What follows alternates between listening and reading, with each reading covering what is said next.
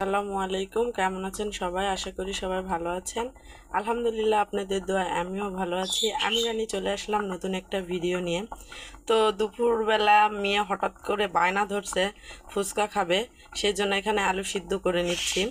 তো ফুচকা বাসায় বানাবো, আপনারা আমার সাথেই থাকবেন আর দেখবেন আমি কেমনে ফুচকা বানাই। এভাবে বাসায় বানাই খাবেন, অনেক ভালো লাগবে।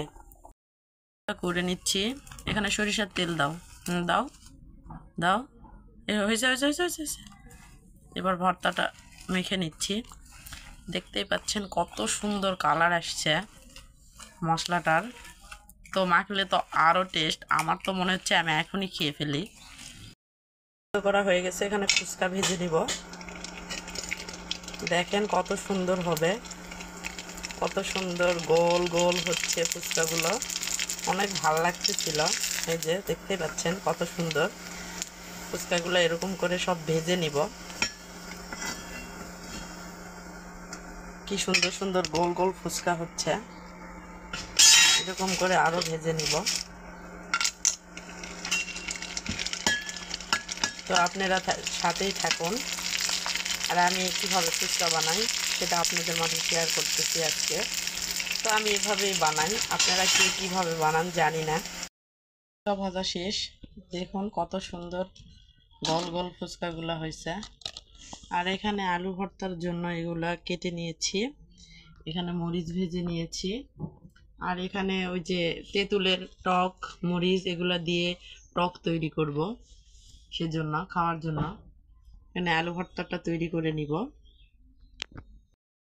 এটা হয়ে গেছে, দেখেন কত সুন্দর কালার আসছে,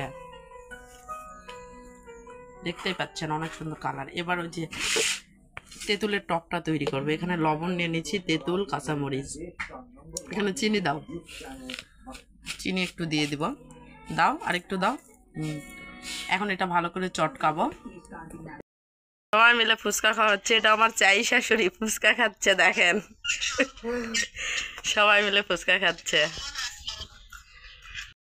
তৈরি করা হয়েছে কাঁচা মরিচ, ধনা পাতা, টমেটো সস আর হচ্ছে তেঁতুল। আর এখানে দিয়ে দিচ্ছি শুকনা মরিচের গুঁড়া। শুকনা মরিচের গুঁড়া দিলে অনেক ভাল লাগে ফ্লেভারটা, সেই জন্য দিয়ে দিচ্ছি এখানে।